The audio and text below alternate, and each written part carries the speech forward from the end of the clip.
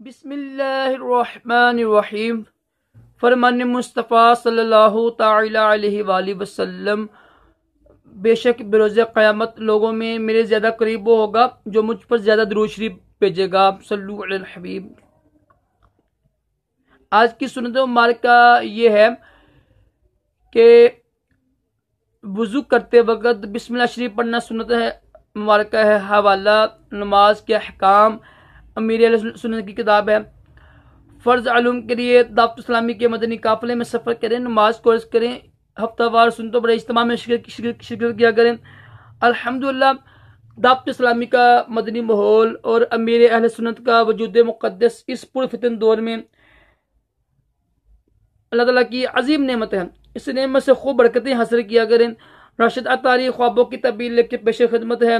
کوشش کریں کہ ہر جمعرات کو پاکستانی وقت کے مطابق صبح 9 بجے مدنی چینل پر بھی علامہ مولانا محمد اسد مدنی صاحب عالم دین ہیں، وہ خوابوں کی تعبیریں پیش کرتے ہیں۔ آج ہم بات کریں گے ایک اور صحابی رسول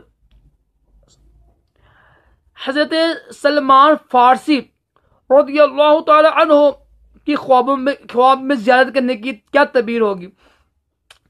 آپ کی خواب میں زیارت کرنے کی تعبیر ہوگی کہ وہ بندہ ایک تو اس کو قرآن پاک کا علم حاصل ہوگا، اور دوسرا اور دین کی پابندی کرنا شروع کر دے گا، تقویٰ اختیار کرے گا، قرآن پاک کا علم حاصل ہوگا، اللہ تعالیٰ کی عبادت کرے گا، نیک کام میں اس کا دل لگے گا۔ اللہ تعالیٰ ہم سب کو اچھے خواب دکھائے۔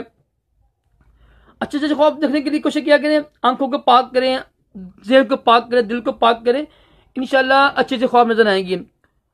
کیونکہ صحابہ کرام کو خواب میں دیکھنا یہ عام بندے کی بات نہیں ہے، اور نبی پاک علیہ السلام کو خواب میں دیکھنا یہ نیک لوگوں کی علامت ہوتی ہے۔